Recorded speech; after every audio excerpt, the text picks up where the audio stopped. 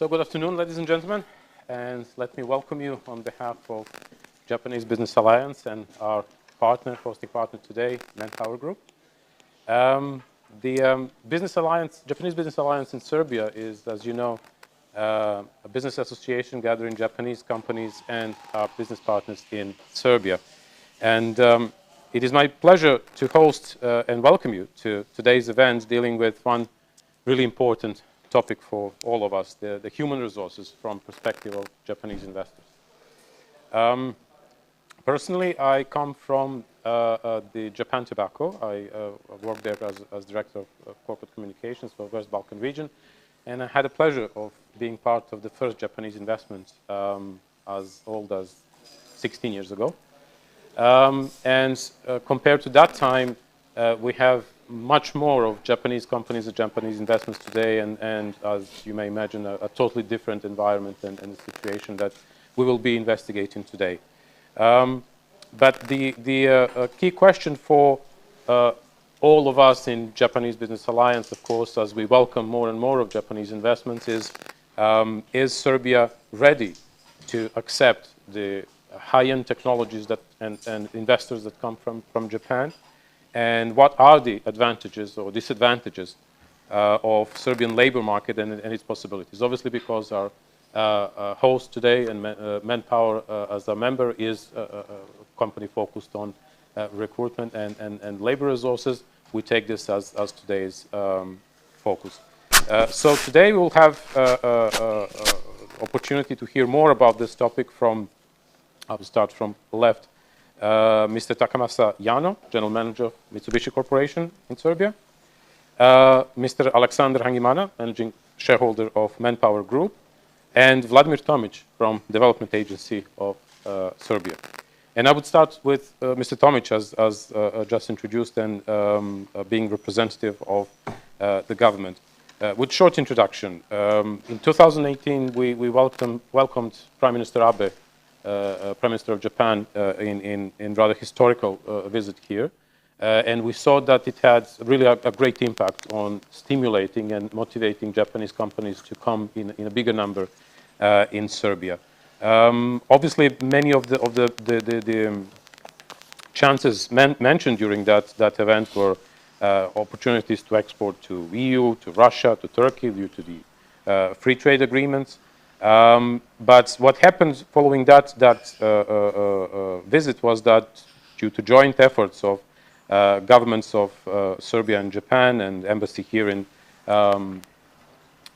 Belgrade, as well as RAST and JBAS, we saw that the increase in interest from Japan following 2018 was increasing. Now, coming back to the level of starting the FDIs in Serbia, we saw that FDIs in 2019 were really on a great level, 3.8 billion euros. And in 2020, it slightly decreased to 3.01 billion euros. How did Serbia manage to maintain the investment continuity in COVID-19? Let's start with a general picture, coming back to the Japanese. Well, first of all, thank you very much for a chance to be here and to be part of this panel. It's a very complicated question, really, and I must say that I don't have any miracle answer to that. When COVID crisis started, I think the biggest challenge for any institution, as well for the industry, was to maintain the work. Everybody was basically in shock. There was a time where we were in a lockdown, even here in Serbia, and there were sort of time where the demands on the industry for a certain period really stopped. So I think that the biggest challenge really was to continue on working. And this goes for the government institutions again.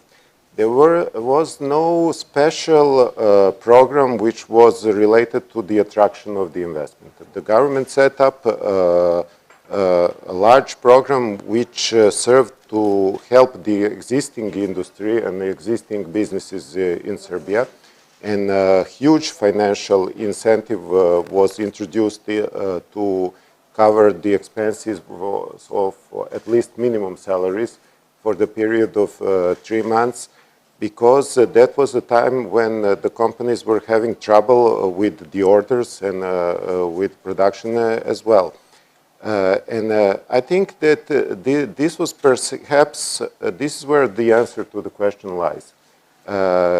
It was very important sign for every investor to show, first of all, that the government cares for any business that is running within a country, because this meant local companies and foreign companies that are operating here as well.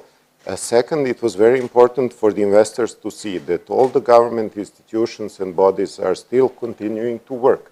So after the initial shock of about a week of what is happening, we continued to talk to the investors as we normally do. We continued to process their applications, to answer to their questions, to give the feedback to their reports. And of course, because of traveling arrangements, we had to switch more to online type of meeting than to meetings in person. But that really gave results, because by switching to the online form of working, we actually started to talk even more than we used to in the past to our investors. And basically, if you ask me what is the answer to maintain the level in this critical situation, it was really to continue with work, to keep all the institutions ongoing, and to continue to answering to the investors' demands. And we succeeded. It was not easy for any institution as well as for ours, but I think we succeeded in that very well.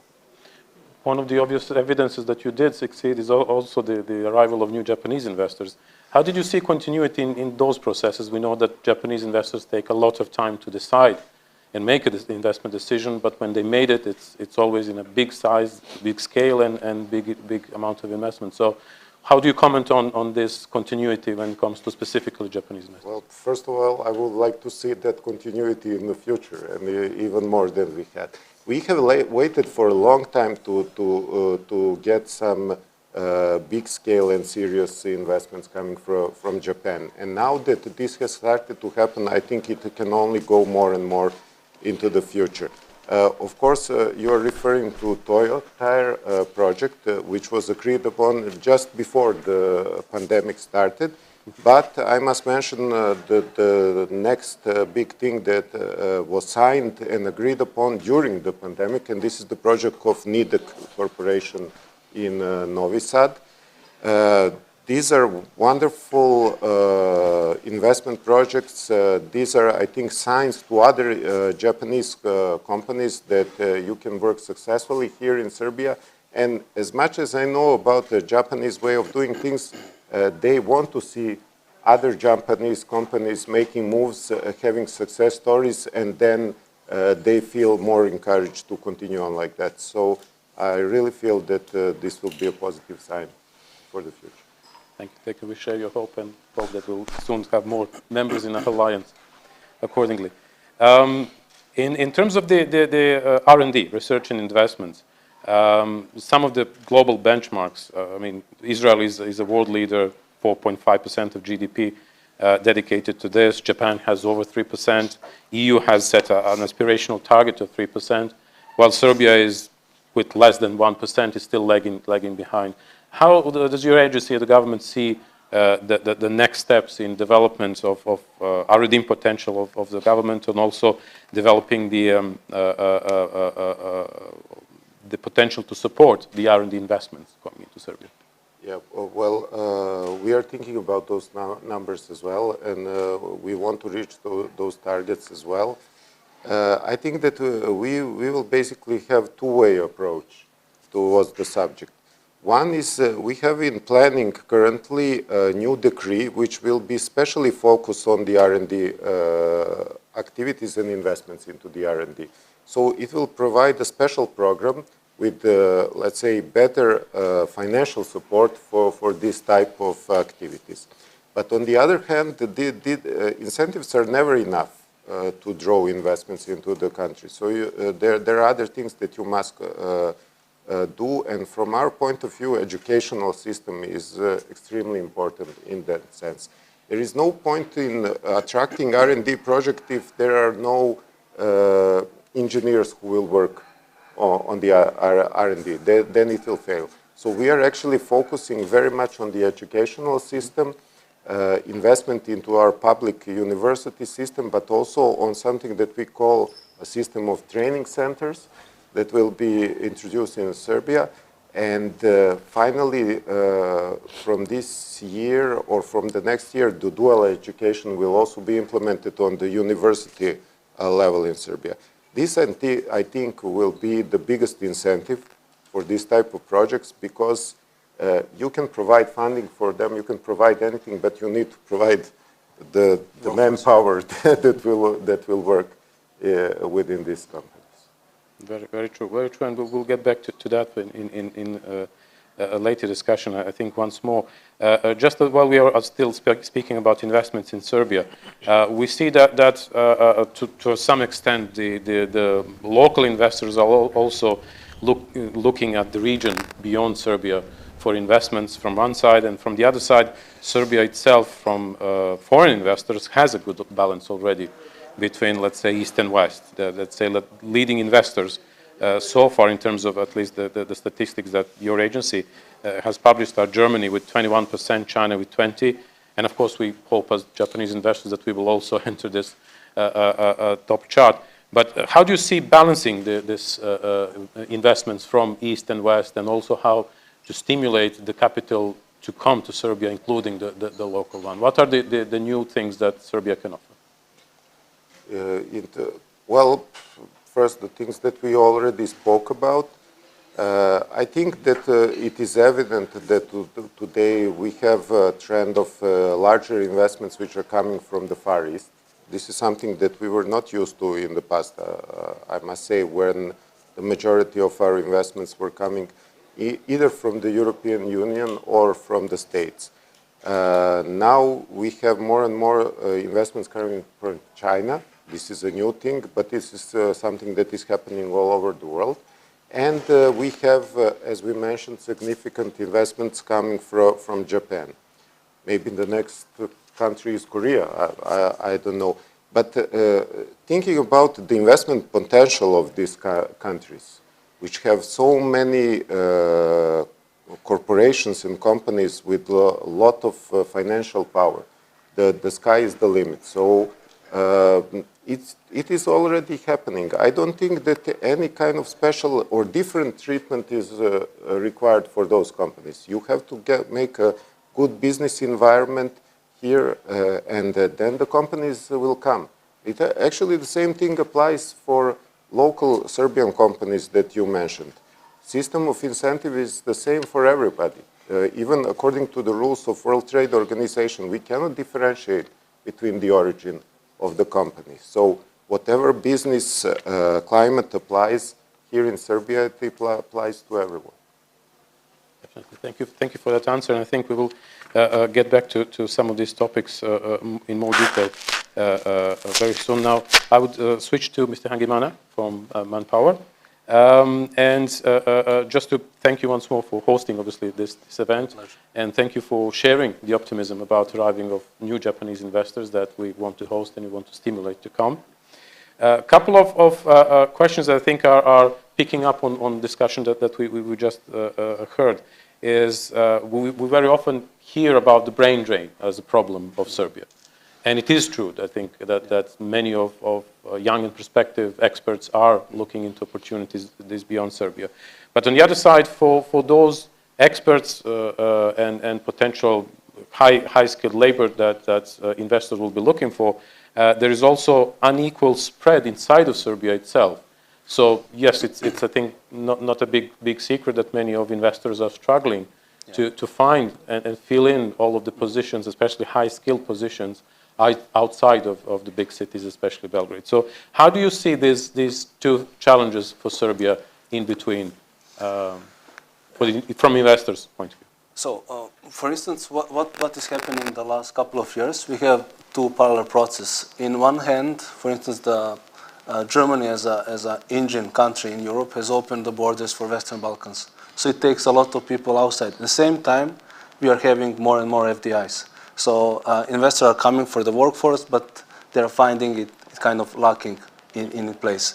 So in that way, there are a couple of options to manage the situation.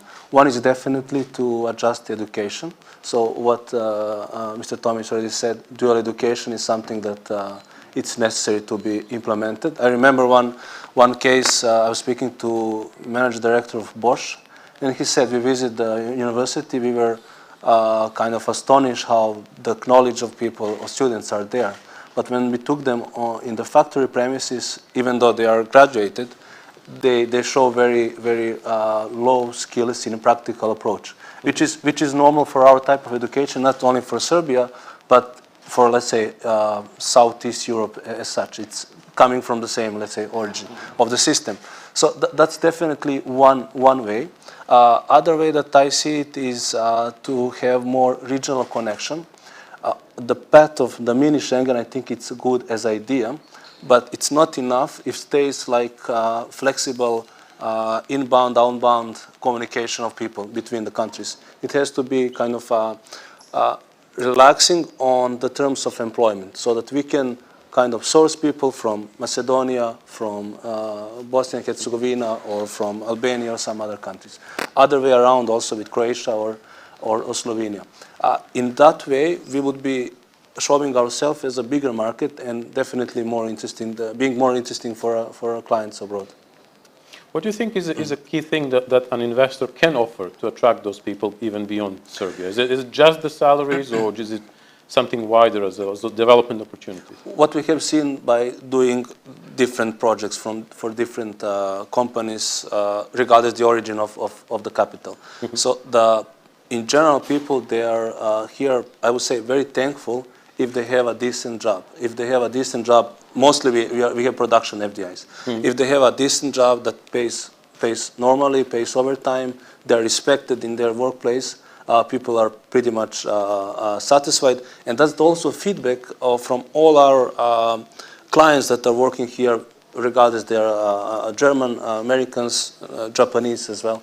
People do stay, and we have seen escalation in a positive way of the business over here. So people looking for that. And and mostly, I would say, in 90%, all of these FDIs are the ones that are offering something like this. They offer a decent job, decent conditions. So that's something that is requirement for considering a job. And in recent years, we have seen also the trend of some profiles coming back. The people who went abroad like 10 years ago, they made their career in some other countries, in Slovakia, in Czech Republic, in Germany. Now they're interested in coming back, or maybe even working for the same company who moved business in Serbia. Very good. And this is something that we see as well. But we, as a society, we need to promote this. It's not only on agency or only on RAS or government. It's an entire system. It's a matter of culture. Exactly. New culture of mobility needs to be established. I agree. Speaking about the region in Serbia, is there a certain potential that certain parts of Serbia or certain parts of region specialize in certain jobs? We hear a lot that for some reason that Novi Sad, for example, is becoming very much attractive, and we can see two of our big members, NTT and now NIDAC, being interested specifically in Novi Sad for IT. Yeah. Do you see that as a pattern around the region, and why is this becoming? For sure. In many countries, in many areas of Serbia, we have a legacy of the previous system. We have faculties or factories that have that used to have really a good benchmark in terms of technology and some other type of industry. So Novi Sad, in this regard, in last 10 years, let's say, has developed a strong IT community. For instance, in southern Serbia, in Niš, as well, we have a strong faculty that produced a lot of opportunities for the city itself. I would say in basically in all area of Serbia, we have some kind of potential for certain industries. For instance, maybe till now we have neglected the western part of Serbia, that beside the open space of the workforce offers other things. I understand sometimes the infrastructure can be the decision maker in this regard. But there are plenty of places in Serbia that can offer. So, and nowadays, for certain industry, it's not always necessary to have a previous experience, previous know-how. It's learned, it's made in the training sessions. So. Very good, very good. I think what we can notice that further to that process and the trend is that with both decrease of unemployment in Serbia and also with more and more foreign investors coming in, the investors themselves will be less and less motivated by the subsidies themselves and more by the offer of the workforce, or the labor force. How do you see the general market, now beyond just high-tech jobs, general market of Serbia evolving in next period? Mm-hmm. Yeah, yes, I would say so. I think in recent couple of years we have noticed that the increase of the client are not about inexpensive workforce only. That's definitely a significant, let's say, a factor in deciding, but it's not the first or not among the top criteria. What we have seen, especially in the last maybe 3 or 4 years, that clients are coming for available workforce, and that's the advantage of Serbia, comparative advantage over some other countries that are not anymore having to offer something like this, like Hungary or Slovakia or Czech Republic, Poland, and so on. So in a way, it gives us kind of more comfort than 20 years ago when we need to attract anybody, just to showcase we are capable. And sometimes we put our threshold lower than we can. For instance, now I have seen, I felt that also the type of clients that are coming are more, not as before, let's say, a high-intensive labor force. It's much more, maybe not the high-tech at the moment yet, but it's something that we can witness by Toyota, Mitsubishi, ZF, other companies that are already here. It's even innovation in a way.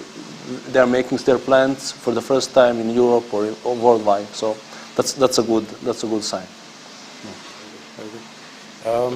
You worked a lot already with Japanese investors.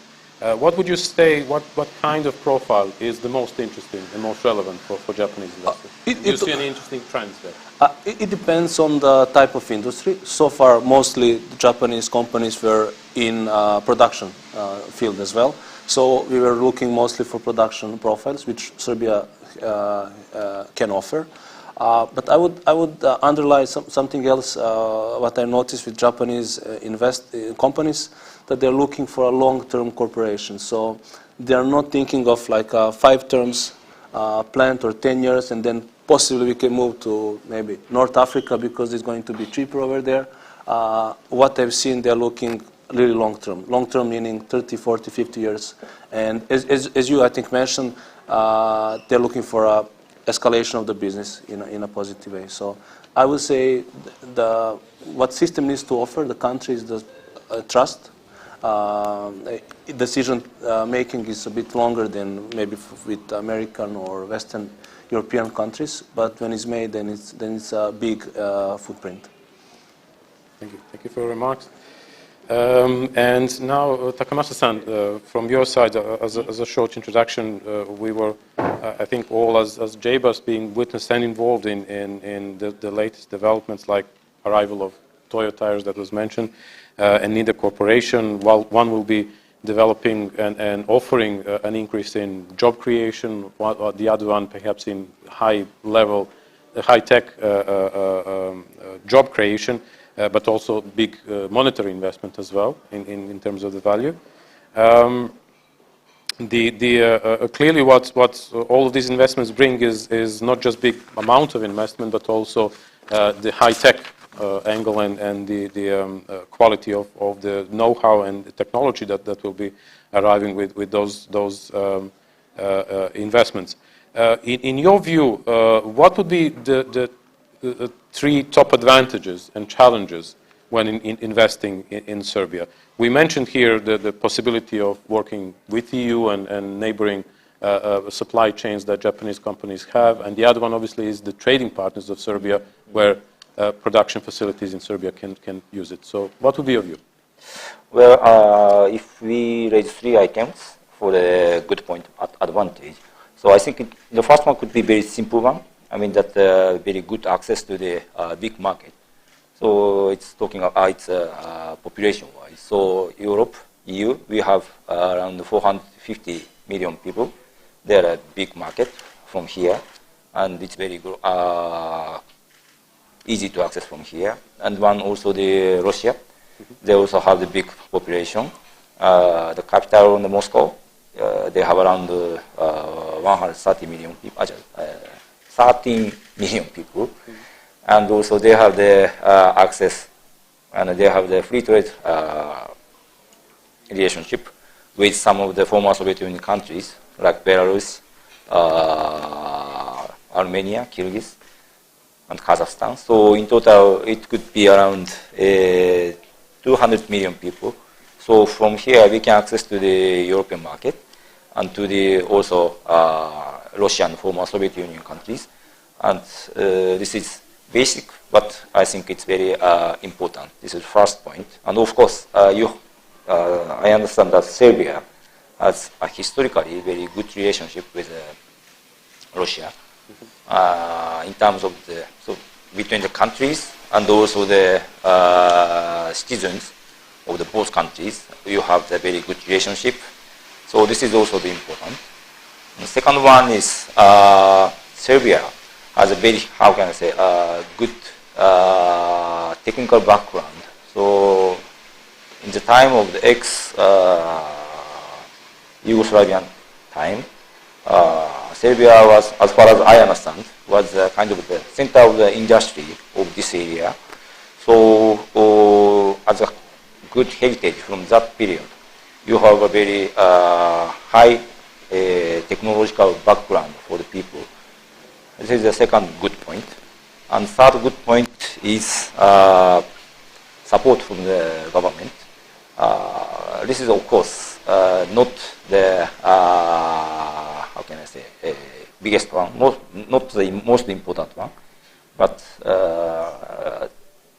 the seriousness and aspiration from the government side will be presented to this factor. So I think those three is a very important issues from the Japanese companies. And talking about the challenges, to our regret, actually from Japanese who live in Japan, the presence of the Serbia is not so high, to our regret. So whenever we think about Serbia, or whenever you think about the investment, at first we will think about Southeast Asian countries, then maybe somewhere in the US or European countries. So this is how to overcome this issue. This is the first issue. Yeah. And the second one is actually, this is relating to the first one, but everybody think about geopolitical risk. So as I told, this relates to the first one. I mean, less people, smaller number of the people pays attention to this area usually. So if we talk about Serbia, everybody think about what's going on there, something like that. So this would be a second issue. And also, first one, second one will be relates to the third item. This is the less availability of the finance. Mm-hmm. So of course, once some company would like to invest or something do in the Serbia, they need finance. But financial background is also less. So those three are the, I think, main challenges to come to this area. Thank you. And I think it works together with what in JBUS we earlier identified as the key challenges that we as association, as a kind of a chamber of Japanese companies in Serbia should address. And it's very good that we have JETRO and JICA as our honorary members, which can help actually address all of these challenges. And from the very beginning, we had very close cooperation with the Development Agency of Serbia that was serving really as a mediator to all of the government addresses. But looking into a bit of a future, we see that these investments coming from Japan and becoming more and more sophisticated, high-tech investments. And as you described, this is not just classical offshore jobs or something that is looking for cheap production. It becomes more and more sophisticated. So what would, in your view, be advantages or points of attractiveness of Japanese investors as employers? Why should Serbian people and potential employees consider Japanese companies as employers? I personally think that actually I think that Japanese and the country of Japan is nicely recognized from the Serbian side. This is very, how can I say, good for us, of course. But it's based on the our technology or something, which we produce all over the world. But yes, that is one issue. But talking about the attractiveness of Japanese company, I think for the people who has some interest for the Asia, of course, it could be something interesting to work for Japan. Actually, if somebody would like to work for the European and European countries, so it's very difficult for us to provide something attractive comparing to the European companies. If I can jump in, by our survey, when we were sourcing people asking to work for some of the Japanese companies, the feedback was always very high, because people project that in Japanese company there is a rule, systematic way of working, decency in the salary condition. So I would say, like, as we regard maybe Scandinavian companies and Japanese, they would be like at the high level benchmark. So by our experience, that was usually the feedback of people. Thank you, and I continue, or would continue on that, as I'm working in Japanese companies for 18 years. This is very true, and I think this is one of the main credits that together with colleagues from other Japanese companies in JBUS, we try to really project and promote in Serbia, and it's very true. And what I would point out as additional to this is the development opportunities, that the Japanese companies truly invest a lot in people. And this is not, again, like the investment, like it was mentioned, that go to even 30 or 40 years ahead. Investment in people are also not short-term oriented. They're really long-term oriented and into making people not just part of a system, but also developed in a way that system has the vision of 30 or 40 years ahead. Yeah. So this is something that I think everybody who is, especially in the early stages of professional development, sounds very attractive and very credible as a proposition to jump in that train and develop together with that plan. Sure. And as I look across the room into my colleagues, many of us are, I would say, 15 years plus in those companies. And this is an evidence that we did not jumped in to take the knowledge and go away. We jumped into some, very, very sophisticated, organized, orderly structures, and we feel productive and efficient in being there, and I think professionally fulfilled. Yeah, actually, I'm the typical Japanese person who is working for a long time. So right after the graduation from Japanese university, I entered Mitsubishi, working for over 20 years. So for my case, I'm typical case, and also as you told, actually, yes, once Japanese company make decision to make some investment, of course, sometimes Japanese company takes longer time than European, some other countries to make some decision. It's not good point actually, but once we make a decision, we will not go out. Basically, means that we need to acquire and we need to educate more and more people, and we will be a kind of local companies. So this is our way of thinking. So that's why, of course, the education of the people is very crucial for us, and we need. Thank you. Okay, perhaps to close with a general observation, and in addition to profile and attractiveness of Japanese investors, I think One of the things that are obvious challenges, not just for Japanese investors or just for Serbian government and the public, is in one hand how to keep the experts, the brain drain, to prevent the brain drain from happening in one side, and from the other to promote the culture of mobility. So perhaps as closing remarks, if anybody from speakers would like to say something about what ideas and improvements are possible in generating and promoting this culture further. In terms of local mobility inside of the country or cross-border? Both, but obviously we speak today about Serbia. I think that right now we are recognized as people who do not enjoy commuting so much. But this is probably due to some infrastructural issues as well as to the mentality of the people that we have here.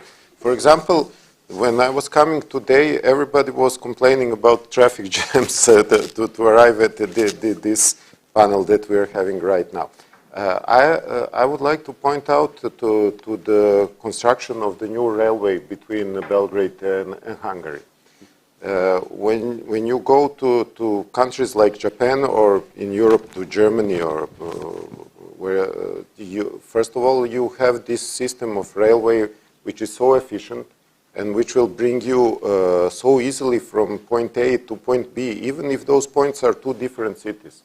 So what we will experience very soon now, because the railway will be finished between Belgrade and Novi Sad, very soon you will see how easy it will be for people from Belgrade to work in Novi Sad or vice versa, or in between, in places like Stara Pazova and Inđija. Arriving there will be just like going from one side of Belgrade to the other right now. So it will make this type of commuting so much easier, and the workforce will start to be flexible together with that. So I think you need to provide the right kind of infrastructure to people to be able to do that, because if they have to go in their car every day and then drive through the traffic jam, and if it takes them hour and a half to get to work, then who will accept that? That means that they are losing 3 hours each day just to transport themselves to work and from.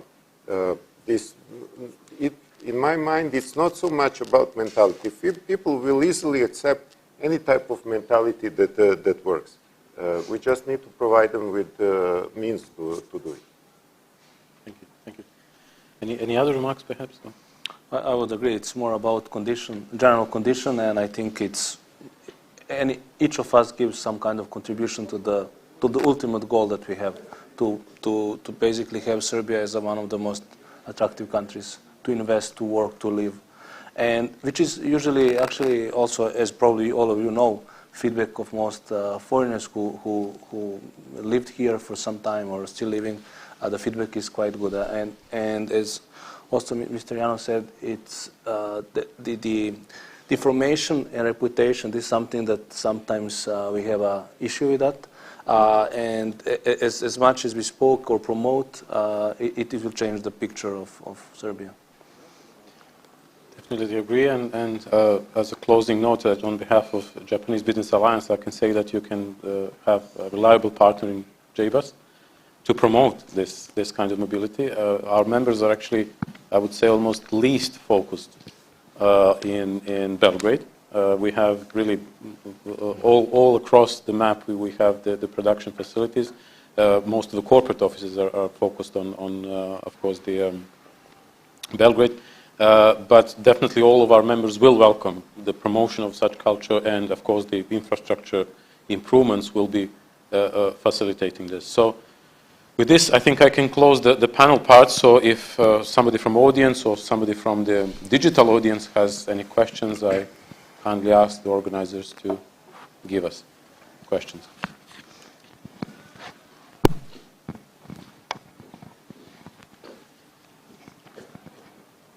Well, on behalf of JBUS, then, my name is Oliver Lepper. I will start, and to invite also the other participants to make any questions also online. It is open for, the chat is open for any question.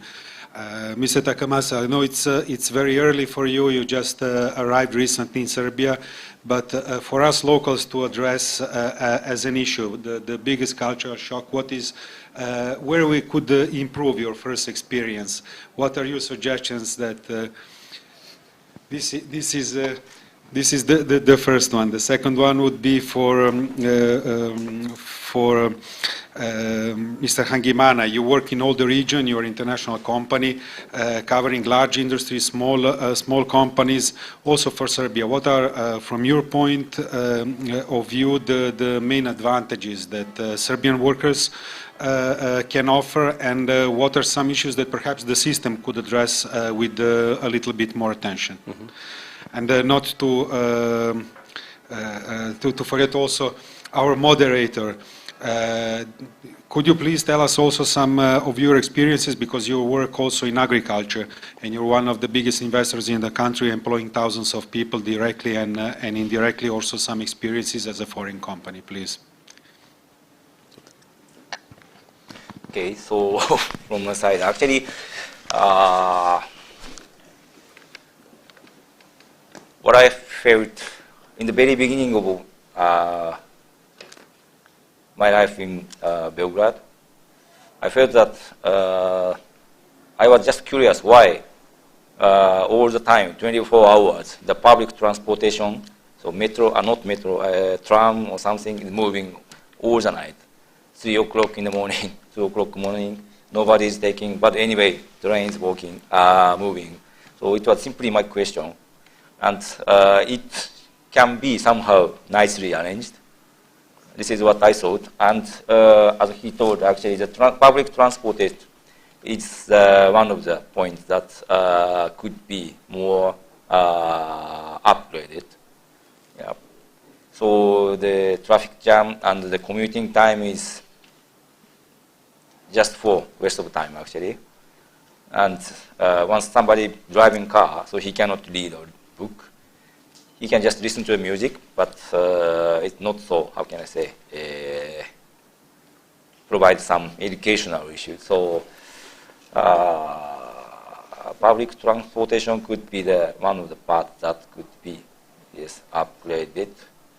In that case, people will be able to use time more efficiently, and it makes the less consumption of the energies.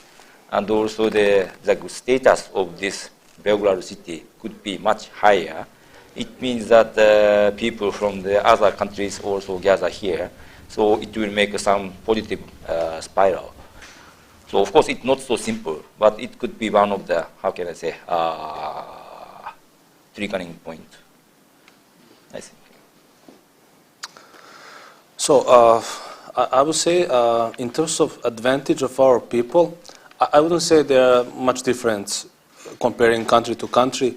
I would say that what's advantage of Serbia, that due to the fact that we are not in EU, like for instance Croatia or some other countries, Romania or Bulgaria, we have much more people in Serbia. So that's in one hand maybe it's, in terms of political it's not the best situation, but in terms of workforce and investment it's a suitable situation for Serbia at the moment as Serbia goes to the EU accession as well. So in that way, I think that's the only advantage. In terms of education, in terms of experience and everything else, it's basically more or less the same country to country. Not only former Yugoslavia countries, but also wider region, pretty much the same. What we're definitely missing, I think we should think of reform on the salaries. We need to, by my view, we need to introduce progressive salary taxation. That will relax blue-collar workers. We should not tax the blue-collar workers. This is what other countries did. They raised the level threshold for the blue-collar workers much higher, which means, for instance, in our case, it would mean that the employer pays the same, but the employee gets much more. So the cost is the same. We don't have the fiscal council increasing the salary every year, every second year. It's just to raise the threshold.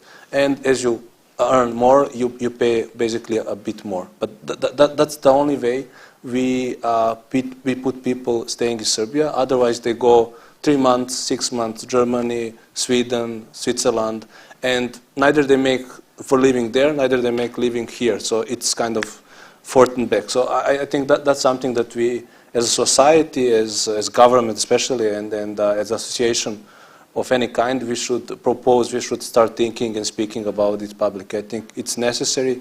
That is going to give stability to society, as a society as well, but also it will bring more investment because we will be more attractive for foreign investors. That's my view.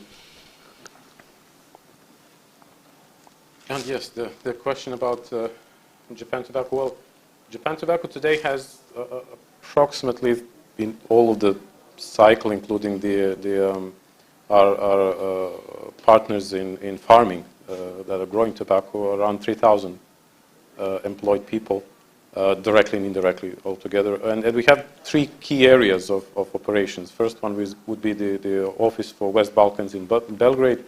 Second is the factory of cigarettes in Senta, which is far north. And we have most of the tobacco growing area in Srem, which is in the middle of the country. And in 2 out of 3 of those operation centers, we did have a challenge with the labor. Belgrade, obviously not. I mean, it's not that difficult to source the high-skilled labor in a capital. But for example, Senta, as a small city in the north of Vojvodina, had a challenge to attract high-skilled engineers. And most of our people that we found as quality staff were from either Belgrade, Novi Sad, or Subotica. Yeah. So, and they had to relocate. So it is very true what you said. It's not easy in some of the cases without relocation.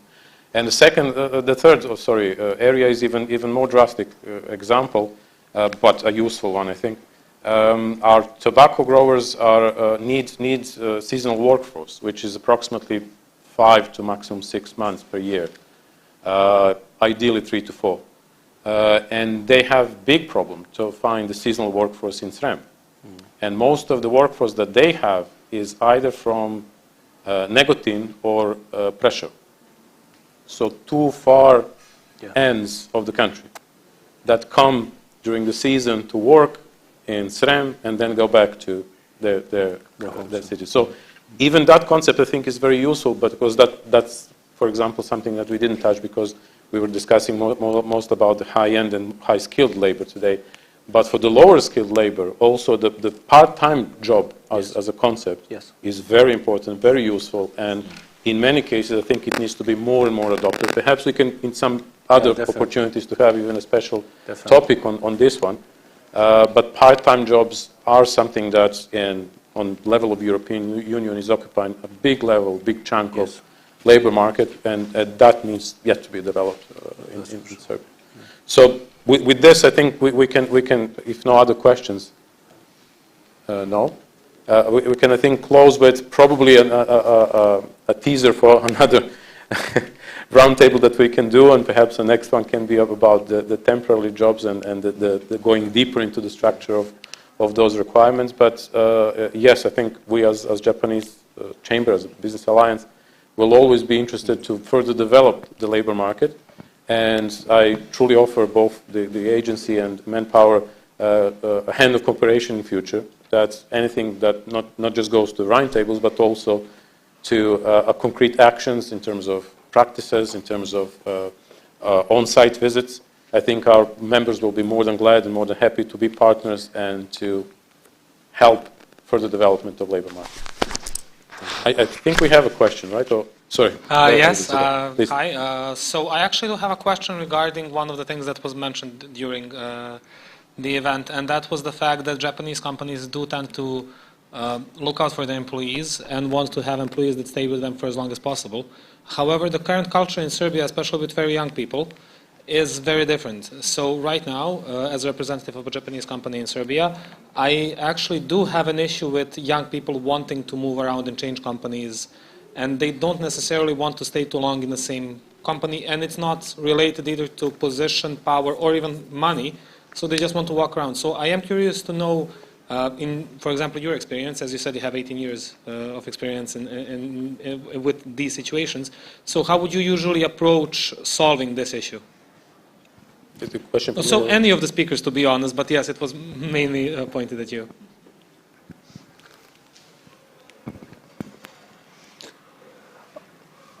Okay, perhaps as an introduction, I can explain how usually my company, this is a general thing, the fluctuation of younger generations is, I think, more related to the character of the new generations that want to explore and want to have a very quick impact on things that usually in starting positions, irrespective of if this is Japanese company, American company, German company, you cannot have high impact in really the first year of your career. But the way to address it is again, and I think that the Japanese companies are more inclined to solve it that way or address it that way, is in level of investment into people. So some of the really good young people that we had were immediately sent, well, immediately upon acceptance into the company. The program was sending them to 6 months assignments in 4 different locations across the globe. And they would get really hands-on, high-level experience. Yes, it costs a lot, but these people tend to really stay with the company because they see one company in at least 4 really different pictures with totally different settings. And then it's like you immediately put them into an international career, in a way. They don't have to continue in an international career. They can be localized ever since. But in my view, one of the ways to address that would be this one. It costs a lot, but it does secure continuity, even with the younger generation. At least that's my experience in the company. I don't know if you can help. So in our case, in the case of Mitsubishi Corporation, we have many branches all over the world and many businesses all over the world in various industries. Sometimes, of course, one of the possibilities that we can provide to each employee is, of course, salary, position, or something additional. But if we'd like to provide something more, sometimes we provide chance for the education or some special course in Japan or somewhere in other countries. And moreover, of course, it's depends on some country and some industries, but we will provide some chance, opportunity that she working here, work in the same industry but in a different country, or same industry but, how can I say, in one industry but different business type. For example, automotive business. If we have distributor, dealer finance, and customer finance, each separate companies. In that case, somebody who working for the dealer finance, maybe he can move to the customer finance company, vice versa, something like that. So this kind of opportunity we sometimes provide, not provide, but just offer. So if he or she would like to take this opportunity, of course, it could be one of the unique possibilities that we can provide. So yeah, that kind of issue, proposal we are sometimes doing. So in a way, intensive experience as the very first day. So.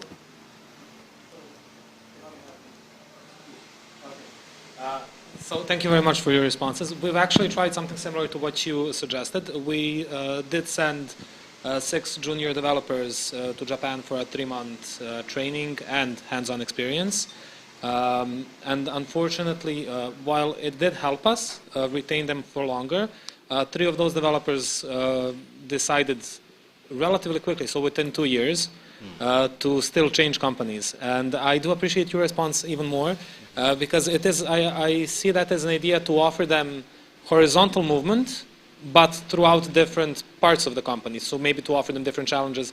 And I really do appreciate that idea, and I believe I will be actually including that in our business plan from now on. Thank you. I would say combining the IT people and young IT people, it's a difficult task to keep them in one place at the moment. It's a general picture, not only in Serbia. Yeah. One more question, please. I have 2 questions, let's say.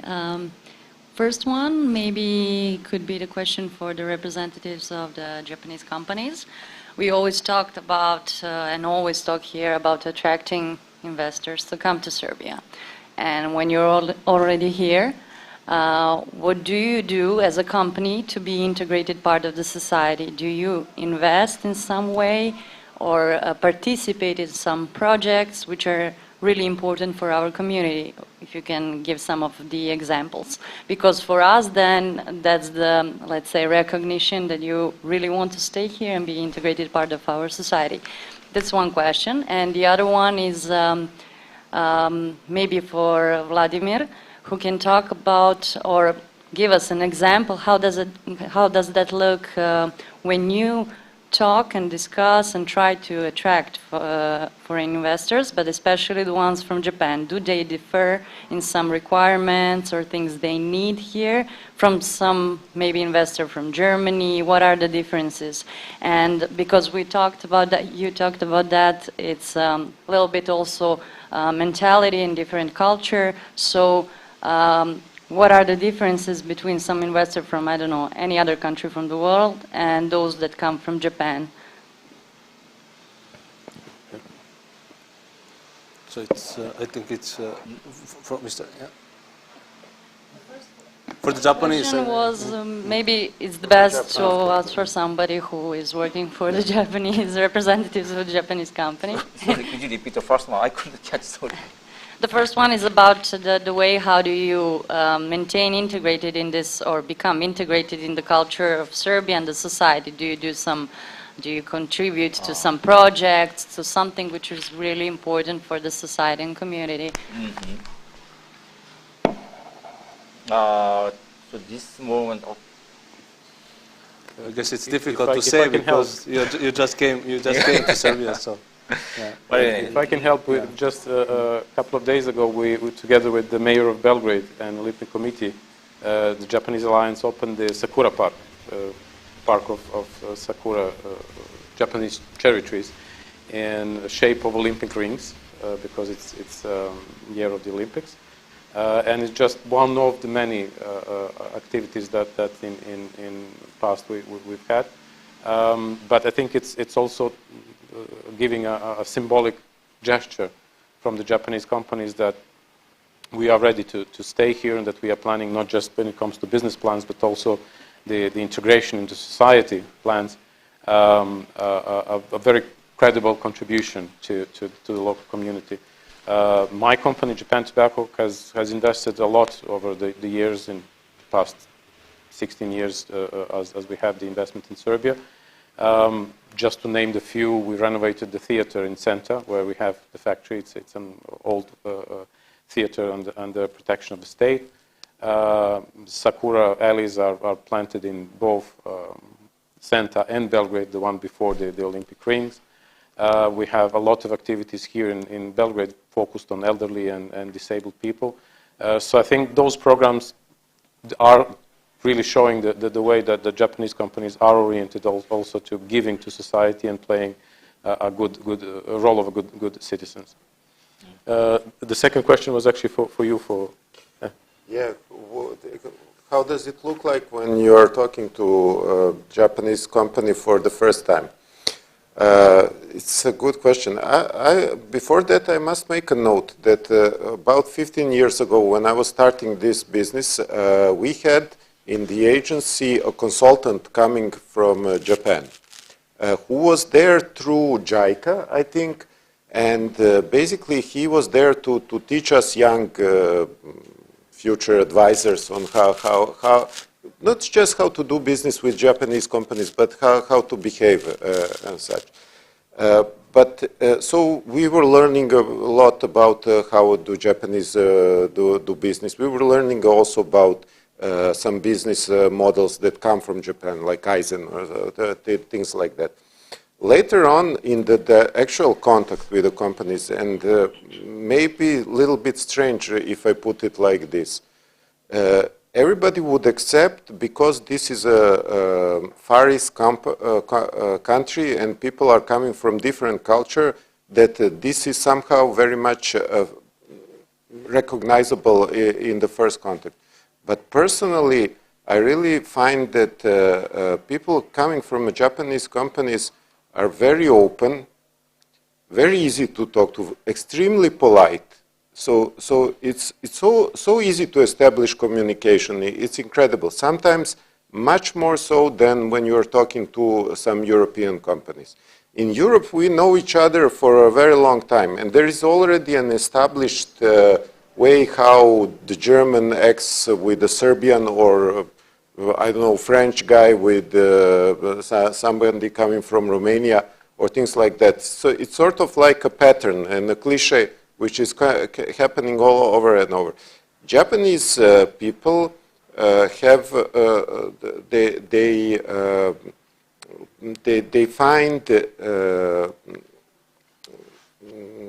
etiquette at a very, as very important, and the way you behave to be formally behave is very important.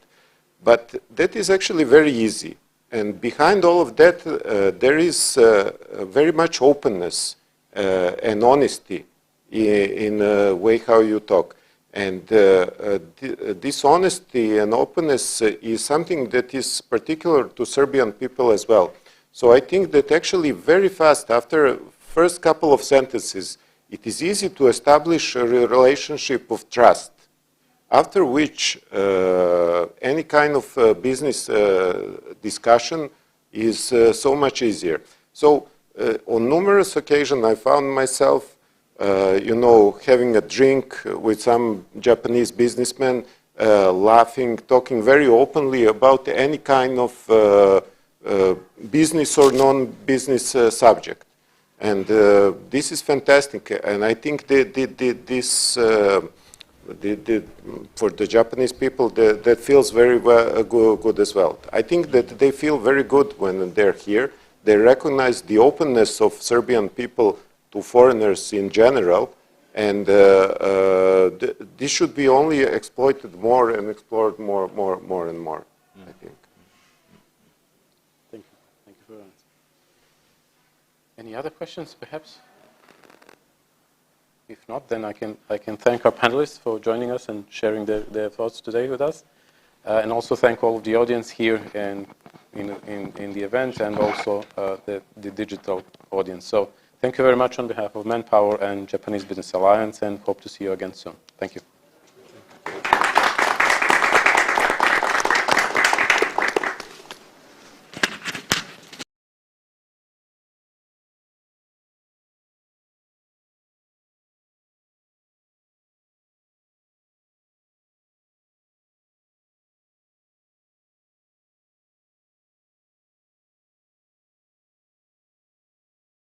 Please enjoy with us here.